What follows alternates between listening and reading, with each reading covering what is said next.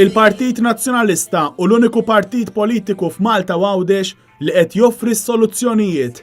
Sostna dan il-kap tal-Partit Nazzjonalista Simon Busuttil meta kien qed jindirizza attività politika fl-Imqabba. Simon Busuttil spjega li l-istrateġija ta' Joseph Muscat illi jitfattajn kemm jiflaħ biex in-nies jaraw iż-żewġ partiti maħmuġin, iżda sostna li mhux se jaċċetta li xi ħadd jipprova jħammġu.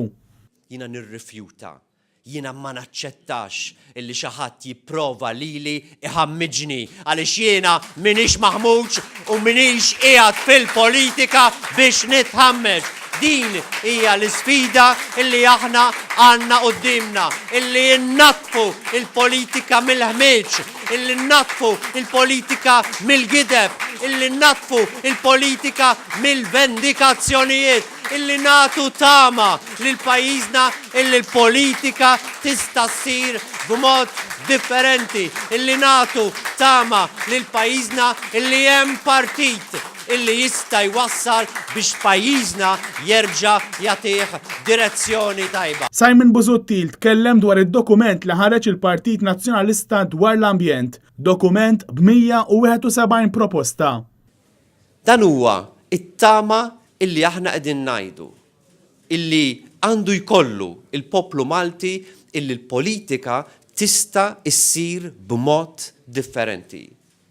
Dan id-dokument jippreżenta mill-ġdid il-Partit Nazzjonalista bħala l-partit tas-soluzzjonijiet, mhux il-partit tal-problemi, mhux il-partit tal-iskandli, imma l-partit tas-soluzzjonijiet. Simon Busuttil waqt li reġa' appella lill-investituri tat-torri ta' 38 sular ta' Sliema biex jirrikonsidraw dan il-proġett, reġa' appella lill-iżviluppaturi Ġordaniżi biex ma jeqirdux iż-żonqor.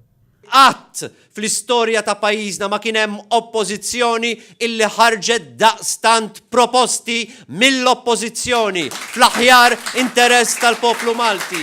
Qatt tirrovinawx l-art verġni il-kampanja tagħna fiż-żonqor.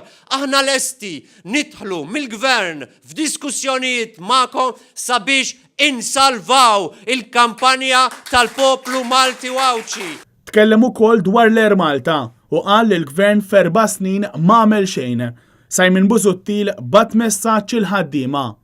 Jekk tridu illi l-Air Malta tibqa' il-linja nazzjonali tal-ajru ta' pajjiżna, id-deċiżjoni hija ċara. Il-Partit Nazzjonalista huwa hemm għalikom u qiegħed joffri s-soluzzjoni li tridu. Il-kap tal-Partit Nazzjonalista tkellem ukoll dwar il-problema tal-housing u dwar il-fatt li l-gvern daħħal taxxa fuq il-faqar. Kemm tweġġani?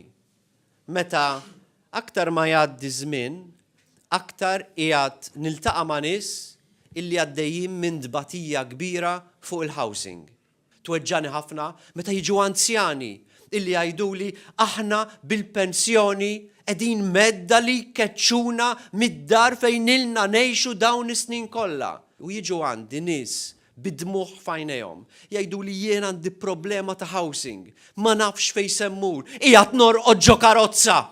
Dik hi s-sitwazzjoni li għandna f'pajjiżna u din hija ħaġa li lili tirrabjani u tirrabjani aktar. L-ipokrezija tal-gvern. Simon Busuttil tkellem dwar storja ta' raġel li ltaqa' miegħu din il-ġimgħa u li spiċċaw qatawlu d-dawl għax ma laħħaqx mal-pagamenti. Għax naqas milli jħallas qatawlu d-dawl. Maż-żgħir jagħmluha l-arja, imma mbagħad il-Ministru tal-Elettriku dak għandu kumpanija fil-Panama. Dak biex ipoġġi l-commissions fiha. Dak biex ipoġġi fiha miljun fis-sena. Il-kap tal-Partit Nazzjonalista sostna li f'4 snin il-gvern ta' Joseph Muscat ma benniex appartament wieħed għal housing. Lanqas appartament wieħed. Lanqas dar waħda. Lanqas blokk wieħed. Iva, hemm min u kanvaser tal-Ministru tal-Edukazzjoni illi bena blokk appartamenti kbir ħafna imma dak mhux għall-housing soċjali, dak għalih. Simon Busuttil sostna li se joffri soluzzjonijiet għal-housing. Il-housing hija problema. Il-Partit Nazzjonalista ħajoffri s-soluzzjonijiet fuq il-housing. Simon Busuttil tem jgħid li l-Partit Nazzjonalista se jkompli joffri soluzzjonijiet għall-isfidi li qed jiffaċċjaw il-familji.